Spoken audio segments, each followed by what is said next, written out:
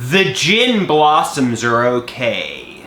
They're a generic alternative rock band for the most part.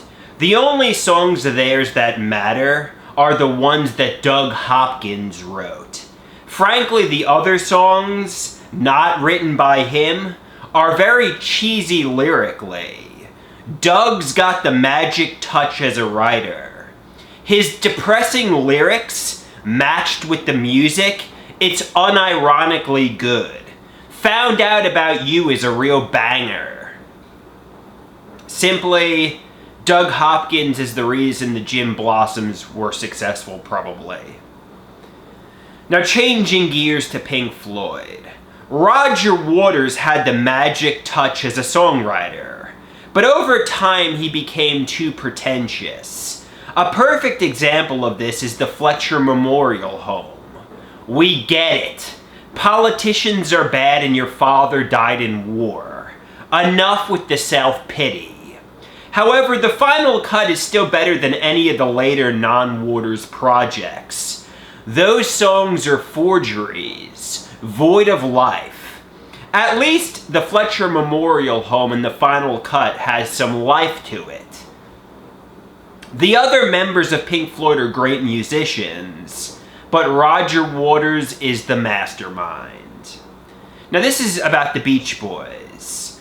Brian Wilson was on absolute fire with Pet Sounds, and that effort and hard work should have continued with SMiLE. Sadly, the other members of the Beach Boys didn't want to work as hard as Brian.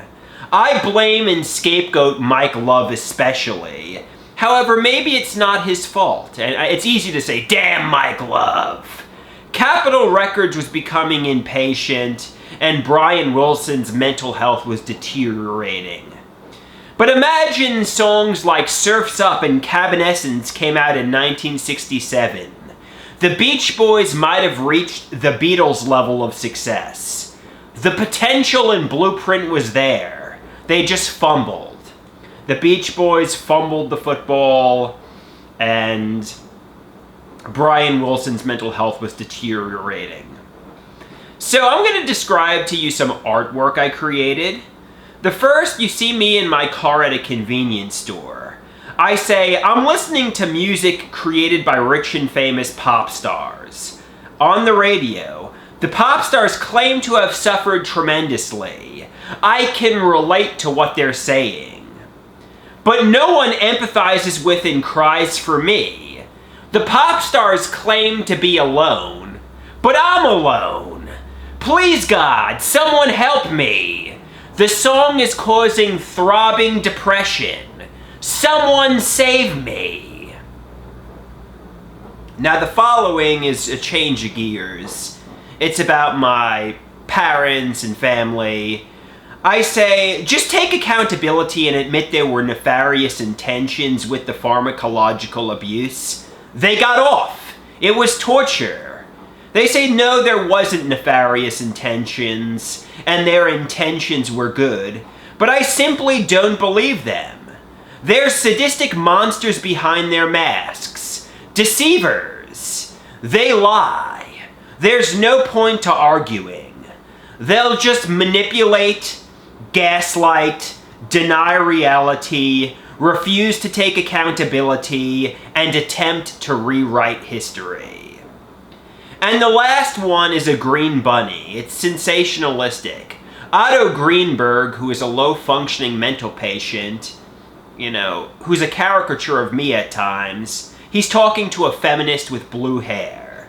The feminist says to Otto, all men are the same. They are only interested in one thing. They're like dogs. And Otto says to the feminist, not me. I just want to be friends with you. I am your BFF, your ally. Then Otto goes to a slumber party with the feminist and a bunch of girls. Otto is just one of the girls at the slumber party. And Dr. Natural says to Otto, your way of competing with other men is by being just friends. But you really want sex too, You're not just friends with these 20-something-year-old ladies. You want sex too, Otto. I get that you can't compete with the other men. You know, the other men are too, you know, attractive to these ladies, but, you know, you're not their BFF and their ally. You're interested in sex as well.